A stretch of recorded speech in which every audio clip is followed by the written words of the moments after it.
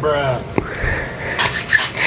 What's good, people? How's it going? Welcome back to the channel. If you guys are new here, please do subscribe down below, smash the like, hit the bell. Those things help out a lot. YouTube does notify people when we upload, so you know what to do. Just make sure you hit that motherfucking bell. Anyway, guys, today we got a dope episode for you. It's all about 5 tips when it comes to flowering your flowers. Flowering your flowers. I like that one. 5 tips when it comes to flowering your flowers. Think of it this way. The veg stage is complete. Your plants are ready to flower. What you do now could either result in large, flavorful, and aromatic buds, or small, harsh, skunky nugs. What do you prefer? Drop it down below and let me know. But before we get into that, guys, huge shout out to all the channel members, all the patrons. If you're interested in copping beans, man, check out the Patreon down below. Check it out and join up, man. You guys are missing out if you aren't on that. And don't forget, guys, the discount code ICANTHC on Mars Hydro's website will save you a bunch of money on all their grow supplies. So if you're looking to upgrade, you need some new grow equipment, check that out, man. Without further ado, let's get into today's episode.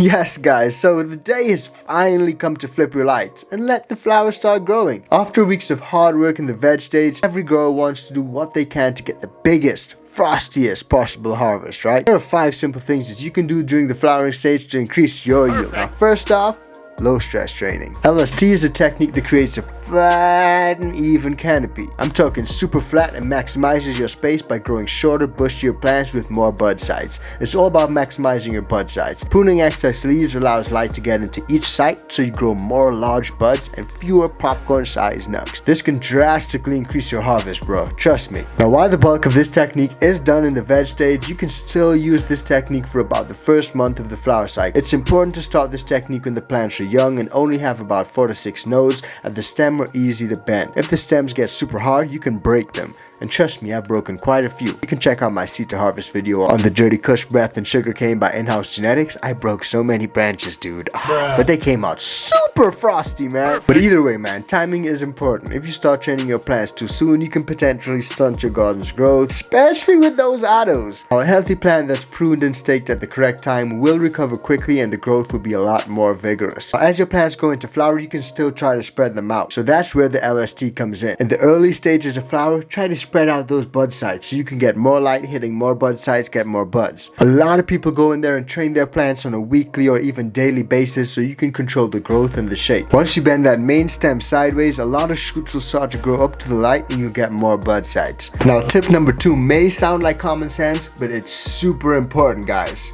Monitor your environment closely. Monitor that shit super closely, fam. Many a crop has perished due to unintentional neglect. I myself know that. All it takes is one pump stalling for the entire crop in a hydro system to die, or a timer to stop working for your plants to stress, slow their growth, stunt, Hermes, nanners, all that stuff. As your flowers grow larger, humidity levels become more important. Too much humidity will cause bud rot or powdery mildew, usually right towards the end after months of hard work. That's usually when people see it. So you're like, oh!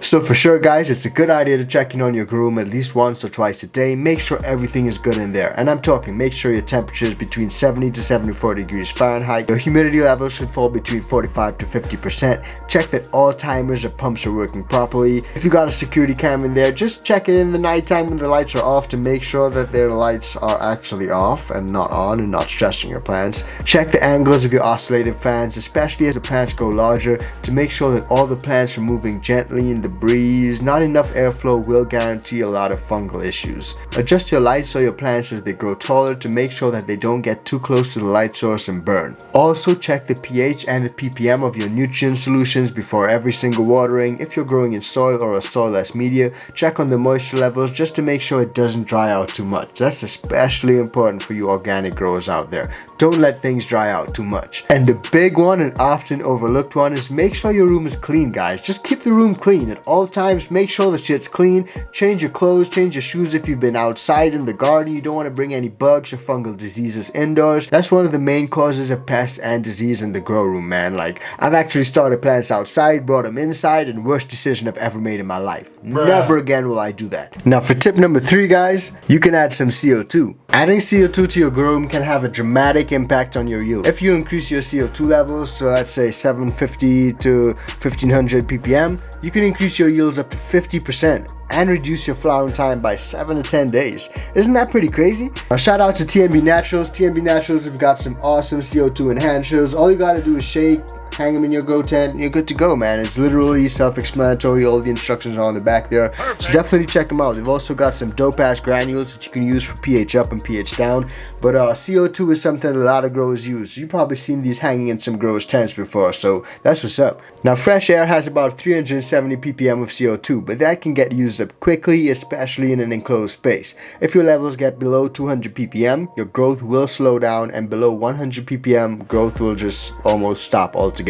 Don't get too enthusiastic, guys, and think that more is better. CO2 levels above 5,000 ppm can actually be harmful to you and your plants. Now, there are alternatives to CO2 enhancers. There are two main ways that you can set up your grow room so that you're getting enough CO2. The first way is to install inline fans on a timer or a temperature controller so that fresh air from outside, which contains a lot of CO2 most of the time, is regularly added into your grow room. In this system, you can also add mushroom bags throughout to add more CO2. This method is a little bit easier and less expensive, but you do risk pests and molds entering your room depending on the immediate outside environment. Now, the other option is to build a fully enclosed environment that's completely self-contained, Instead of inline fans dumping stagnant air in and refilling your room with fresh air, you would use a CO2 burner and an air conditioner to control the temperatures and CO2 levels. CO2 burners and air conditioners can be expensive, but they allow you to have a lot more precise control over your CO2 levels. Now, that's just a little CO2 segment for everyone who didn't know. Now, number 4 is the right nutrients during flower. That's a massive one, guys. I can't stress on that enough.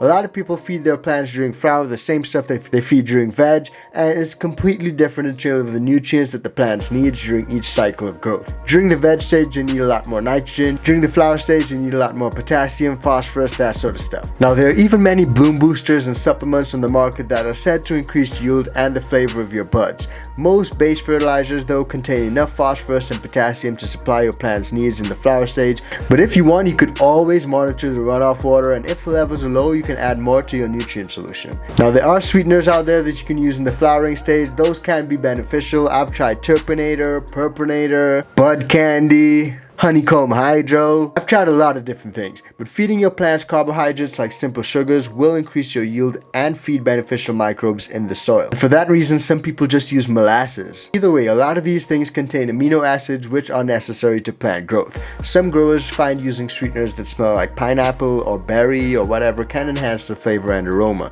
I know that the Turpinator is very sweet smelling. It almost smells like candy. And I've used it a few times and had decent results. So now for those growers who want to stay away from the bottle, organics is for you. Compost teas, mycorrhizal inoculants, that sort of stuff is super helpful at every stage of growth. Not only do beneficial microbes and fungi help to ward off pests and disease, but they also help to recycle nutrients by attaching to the roots.